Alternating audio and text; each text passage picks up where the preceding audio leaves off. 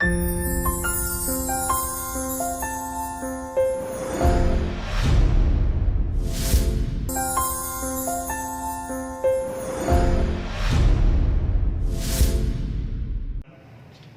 भारत मित्रों, आप सभी का स्वागत है आपके अपने YouTube channel education of tutorial में, जहां पर आपको सभी प्रतियोगी परीक्षाओं से जुड़े हुए सभी विषयों पर ऑनलाइन क्लासेस उपलब्ध कराई जाती हैं। जैसा कि हम लोग ने पिछले वीडियो में पॉलीगन यानी कि बहुभुज, इसके पूरे कॉन्सेप्ट को बहुत अच्छे से समझा कि कहां से इनके सूत्र इजाद हुए हैं, कहां से उनकी व्युत्पत्ति हुई है। ठीक है, तो उसी तरह से हम लोग आज उसके केवल उन लेवल के क्वेश्चन को देखेंगे जो कि एग्जाम में पूछे जाते हैं। सामान्यतः हम लोग क्या करते हैं कि बेसिक और एडवांस दो लेवल के वीडियोस बनाते हैं, परंतु इसमें हमने केवल वही वीडियो बनाए हैं जो कि एग्जाम में पूछे जाते हैं और उसमें हमने सारे कॉन्सेप्ट इकट्ठे किए। इसलिए मैंने कहा है कि ओनली एडवांस लेवल क्वेश्चंस। ठीक है, तो हम लोग चलते हैं पहले क्वेश्चन की तरफ। क्वेश्चन क्या कहना चाह रहा है? क्वेश्चन कुछ इस तरह से है कि एक द्वादश भुज के प्रत्येक अंतःकोण, प्रत्येक बाह्य कोण और विकर्णों की संख्या की गणना कीजिए। ठीक है, ध्यान दीजिएगा, बात कर रहा है द्वादश भुज की। किसकी बात कर रहा है? द्वादश भुज। द्वादश यानी आपको यदि पता ना हो तो वो होता है 12। ठीक है, मतलब कि 12 भुजाओं 12 साइड्स से मिलकर बनी हुई कोई द्विविमीय आकृति क्या कहलाएगी? एक द्वादश भुज कहलाएगी। तो भुजाएं यदि दी है मुझे कितनी? 12, मतलब वो किसकी वैल्यू है? n की वैल्यू है कि नहीं है? ठीक है, अब n की वैल्यू 12 दे रखी है। प्रत्येक अंतःकोण की बात की गई। ठीक है, अब प्रत्येक अंतःकोण की बात की गई तो अंतःकोण के लिए फॉर्मूला क्या होता है? अंतःकोण के लिए फॉर्मूला होता है n-2 इंटू 180 अपॉन n, क्योंकि प्रत्येक की बात कर रहा है इसलिए। ठीक है, अब मैं क्या करूं, यहाँ पे एज इट इज क्या रख दूं? वैल्यूज रख दूं। तो पहला वाला हमारा जो आंसर आ जाएगा 12-2 इंटू 180 अपॉन में 12। ठीक, मैं इसको सॉल्व किया तो बचा 10 गुणित 180 बटे 12। 12 से आप इसको काट दीजिए, 12 एकम 12। ठीक, बचा 6, 12 पंजी 60। तो आंसर कितना आ जाएगा आपके पास?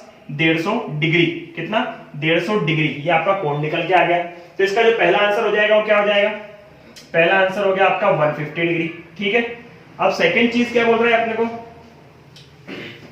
सेकंड चीज अपने से पूछी है उसने कि भाई बाह्य कोण, प्रत्येक बाह्य कोण की गणना कीजिए। ठीक है, अब हमें पता है कि टोटल बाह्य कोण कितने होते हैं? टोटल होते हैं 360। टोटल होते हैं कि नहीं होते? उसमें भुजाओं का या वर्टेक्स का या फिर शीर्षों का भाग दे दूं तो मेरे क्या निकल जाएंगे? बाह्य कोण निकल जाएंगे। तो मैं क्या करूं, उसमें डायरेक्ट 12 से भाग दूं तो कितना हो जाएगा? 12 या 36 यानी कि 30 डिग्री आपका आंसर आ गया।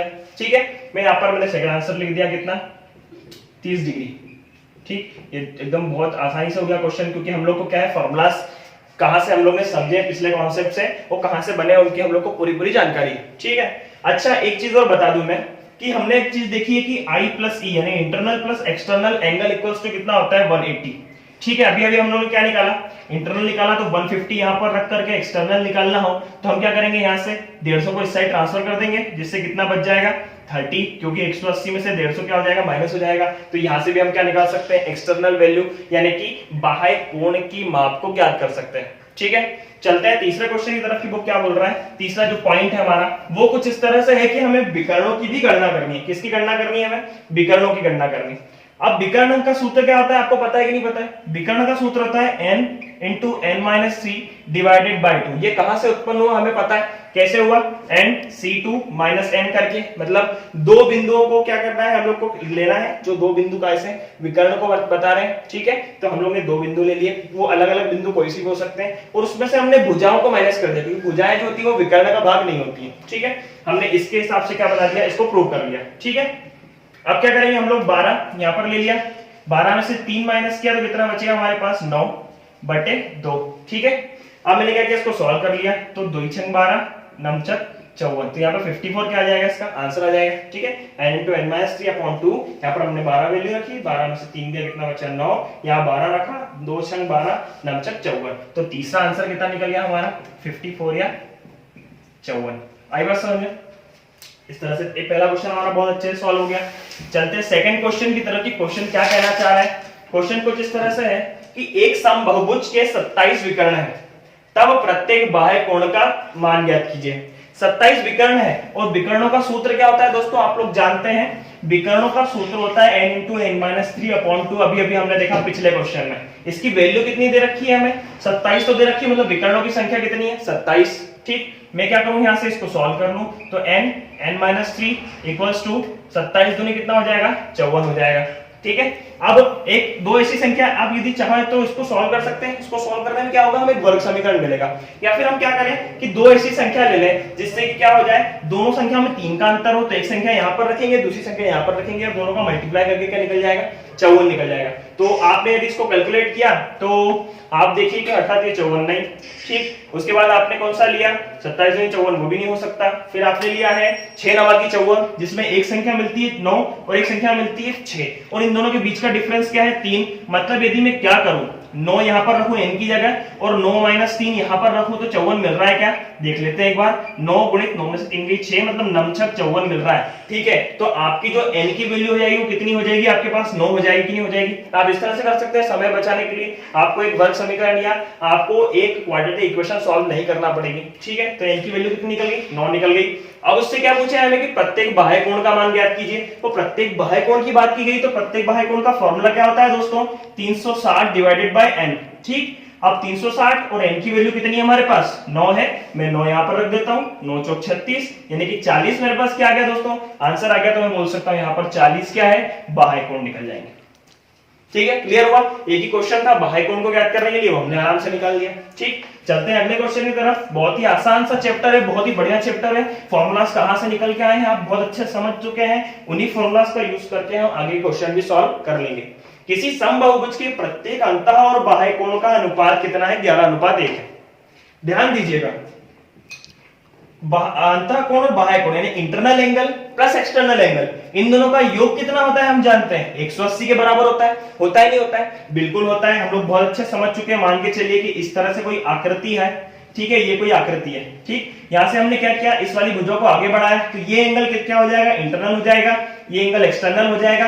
अब इस वाली रेखा पर इस बिंदु पर टोटल कोण कितना बनता है, 180 का। तो इस हिसाब से हम लोग क्या बोल सकते हैं कि internal plus external equals to कितना हो गया, 180 हो गया। तो मैं क्या करूंगा, हमसे पूछा गया है कि हमें क्या दिया गया है, मेन चीज वो कि अनुपात दिया है 11:1 का। मतलब कि यदि हम यूनिट वैल्यू में देखें, किसमें देखें हम लोग, यूनिट वैल्यू में देखें उस चीज को, तो 11 और 1 इन दोनों का योग किसके बराबर हो जाएगा, 80 के बराबर। 11 और 1 कितना है, 12 इक्वल्स टू 80 के बराबर, ठीक। मतलब कि 1 कितने के बराबर हो जाएगा आपके, 12 से आपने भाग दिया तो 12 एकम 12 और 12 पंजे 60, 1 किसके बराबर हो जाएगा, 15 डिग्री के बराबर हो जाएगा। ये यूनिट वैल्यू में लेकर के चल रहे हैं। यदि आप चाहें तो इन्हें क्या मान सकते हैं, इसे आप 11x कह सकते हैं और इसे x कह सकते हैं, ठीक है। तो 180 के बराबर होगा, और इससे सॉल्व करते हैं तो बहुत ज्यादा आसान हो जाएगा। वो भी वही चीज है, 12x बराबर कितना हो जाएगा, 180, और x की वैल्यू क्या आ जाएगी, 15। तो जो वैल्यू मैंने यूनिट में लेकर के चला हूं वही वैल्यू मैंने क्या लिया है यहाँ पर, x में लेकर के चला हूं। दोनों से आंसर मेरा क्या निकल रहा है, 15 डिग्री, एक यूनिट की वैल्यू निकल रही है। एक x के बराबर ले लिया हमने, क्योंकि x क्या है, एक यूनिट वैल्यू है, ठीक। तो 1 के बराबर यदि 15 है तो क्या पूछा है हमसे, तो भुजाओं और विकर्णों की संख्या ज्ञात कीजिए। अब 1 की वैल्यू कितनी है, 15 डिग्री, तो इंटरनल एंगल की वैल्यू कितनी निकल जाएगी यहां से, 11 × x यानी कि 11 × 15, और 15 से हमने इसको मल्टीप्लाई किया, कितना बचा हमारे पास, 165। ये हमारी वैल्यू काय की निकल गई, इंटरनल एंगल की, ठीक है। एक काम कीजिए, आपको ज्यादा कैलकुलेशन नहीं करना है तो आप एक्सटर्नल वैल्यू से कर लीजिए। एक्सटर्नल वैल्यू कितनी निकलेगी, इसमें से हमने क्या किया, 180 में से 165 को माइनस किया तो हमारे पास बचा 15 डिग्री, ठीक है। यानी कि एक एक्सटर्नल वैल्यू कितनी निकल गई अपने पास, 15 डिग्री निकल गई एक्सटर्नल वैल्यू, ठीक है, एक्सटर्नल एंगल की वैल्यू। तो अब क्या करेंगे, 15 डिग्री निकलने के बाद हम लोग डायरेक्ट क्या करेंगे, क्वेश्चन को देखेंगे। अब क्वेश्चन में हमसे पूछा है भुजाओं की संख्या, तो भुजाओं की संख्या कैसे निकाली जाए, क्योंकि हम जानते हैं कि 360/n क्या है, बाह्य कोण की वैल्यू है, किसकी वैल्यू है, एक्सटर्नल एंगल की वैल्यू है। और इस एक्सटर्नल वैल्यू को हम लोग कहां निकाला है, हमने 15 डिग्री निकाला है, ठीक है। हम लोग इसको सॉल्व कर लेते हैं। तो n को मैंने क्या कर लिया, 360/15 को इधर ले लिया और n को इक्वल में चला दिया, मतलब जो बटे में था वो क्या चला गया, इक्वल में चला गया। इसको हम सॉल्व करते हैं तो क्या निकल जाएगा, 15 दूनी 30 और 15 चौको 60, तो n की वैल्यू कितनी निकल गई, 24। मतलब 24 कितनी निकली हमारी, भुजाएं निकल गई, भुजाएं पूछा था तो आंसर कितना निकल गया, 24, ठीक। अब 24 पता है तो विकर्णों की संख्या निकालेंगे। ध्यान दीजिएगा दोस्तों, हमारे पास n की वैल्यू दे रखी है, मतलब कि हम लोग ने अभी अभी निकाली है, कितनी, 24 निकाली है। n की वैल्यू कितनी निकाली हमने, 24 निकाली है, ठीक है। अब ध्यान दीजिएगा कि 24 निकलने के बाद विकर्णों की संख्या कैसे निकाली जाए, तो विकर्णों की संख्या निकलेगी n × n-3/2 से। n की वैल्यू आप कितनी ले रहे हैं, 24, 24 में से 3 कम किया तो कितना बचा, 21/2, 2 से आपने इसको काटा तो कितनी बार में कटा, 12 बार में, 12 एकम 12 हासिल का 2, मतलब 12 एकम 12 की 2 हासिल का 1, 12 दूनी 24 और 1 25, तो 252 क्या निकल जाएंगे, इसके विकर्णों की संख्या निकल जाएगी। तो हम बोल सकते हैं यहाँ पर कितनी हो गई, 252 विकर्णों की संख्या होगी। बिल्कुल बहुत आसानी से निकल गया। ये तीनों क्वेश्चन बहुत ही जोरदार थे, आपके पिछले एग्जाम में पूछे गए हैं क्वेश्चन, इसलिए मैंने इनको दिया है। अब दो क्वेश्चन ऐसे हैं जो कि एकदम बेसिक लेवल के हैं, परंतु इनको डालना इससे जरूरी समझा मैंने क्योंकि ये क्वेश्चंस उन एग्जाम्स में पूछे गए हैं जहां पर इनके परसेंटेज की मात्रा ज्यादा होती है। मतलब कि जैसे सीजीएल मेंस की एग्जामिनेशन हुई है, रेलवे एनटीपीसी लेवल की एग्जामिनेशन हुई, वहां पर इस तरह के क्वेश्चन भी पूछे गए हैं क्योंकि इन क्वेश्चंस का आधार ही है अपना बहुभुज। ठीक है, तो हम देखते हैं इन क्वेश्चंस को।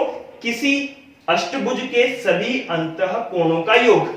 अष्टभुज की बात कर रहे हैं, मतलब भुजाओं की संख्या कितनी है, 8 है। 8 क्या है, साइड्स है। ठीक, फिर उनका योग दे रखा है, उनका योग क्या करना है, ज्ञात करना है, और प्रत्येक बाह्यकोण ज्ञात करना है। अब योग की बात कर रहा है हमें, किसकी, अंतःकोणों की योग की बात कर रहा है। तो अंतःकोणों का योग कैसे निकलता है, n-2 इंटू 180। बस योग निकालना है हमें, प्रत्येक कोण की बात कर नहीं रहा है, हमें डायरेक्ट योग करना है। तो n-2 इंटू 180, 8 मैंने यहां रख दिया, 8 में से 2 गई और क्या करेगा, 180 का मल्टीप्लाई कर देगा, तो 6 गुणित 180। ठीक, 18 108 यानी कि 1080 क्या निकल गया दोस्तों, हमारे पास योग निकल गया। तो 1080 डिग्री क्या निकल गया, योग निकल गया। ठीक, अब अगली बात आती है प्रत्येक बाह्यकोण की बात। तो हमारे पास n की वैल्यू कितनी है, 8। तो आप क्या कर लेंगे, 8 से डिवाइड कर दो 360 को, क्योंकि एक्सटर्नल एंगल क्या होता है, प्रत्येक एक्सटर्नल एंगल की वैल्यू 360 अपॉन n के बराबर, और n हमने क्या रख दिया, 8 रख दिया। 8 से इसको सॉल्व कर लीजिए, 8 चौको 32 बचा 4, 8 बन 40, तो वैल्यू कितनी निकल गई, 45 निकल गई दोस्तों। ये आपकी क्या आ गई, बाह्यकोणों की वैल्यू, सिंगल बाह्यकोण की वैल्यू। ठीक है, योग की बात करेगा तो आपको पता ही कि सभी बाह्यकोणों का योग कितना होता है, 360 होता है। किसी भी कंडीशन में बाह्यकोण पूछे जाए समबाहुभुज में या किसी भी बहुभुज में, तो टोटल क्या होता है, 360 होता है। ठीक है, आते हैं लास्ट क्वेश्चन की तरफ। बहुत ही आसान सा क्वेश्चन है, देखिएगा क्या कहना चाह रहा है वो कह रहा है कि किसी दशभुज के, दशभुज यानी कि 10 भुजाएं हो, n इक्वल टू कितना हो जाएगा, 10 हो जाएगा। ठीक है, 10 भुजाओं के विकर्णों की संख्या ज्ञात कीजिए। विकर्णों की संख्या बहुत आसान है, अब भी हम लोग ने किया है, क्या किया है, n इंटू n माइनस 3/2। बिल्कुल, क्योंकि हमें ये बिल्कुल हमें तरीके से याद हो चुका है, हम लोग अच्छे से इसके कॉन्सेप्ट को समझ चुके हैं। हमने क्या किया, 10 यहाँ पर रखा, गुणा 10 में से 3 गई, 7 यहाँ पर रखा, डिवाइड किया हमने 2 से काटा 5 बार में, तो 7 बना 35। ये हमारी वैल्यू काय की निकल गई दोस्तों, विकर्णों की वैल्यू निकल गई। तो इसी तरह से हमारे 1 2 3 4 5 6 7 8 और 9, मतलब इन 5 क्वेश्चंस में 9 कॉन्सेप्ट बहुत अच्छे से क्या हो गए, क्लियर हो गए। ठीक है, अच्छा, जिस तरह से आप लोगों ने बहुभुज के कॉन्सेप्ट को देखा, उसी तरह से इस वीडियो को भी बहुत अच्छे से समझ लिया होगा। इससे जुड़े हुए किसी भी क्वेश्चन में आपको डाउट हो तो आप लोग कमेंट कर सकते हैं। वीडियो को लाइक कीजिए, ज्यादा से ज्यादा शेयर कीजिए। चैनल यदि सब्सक्राइब नहीं किया है तो सब्सक्राइब कीजिए, बेल आइकॉन को दबाइए और हमारे साथ बने रहिए। साथ ही साथ टेलीग्राम चैनल को ज्वाइन करना ना भूलें और आपके अपने परिवार के साथ, एजुकेशन आपके साथ बने रहिए। धन्यवाद।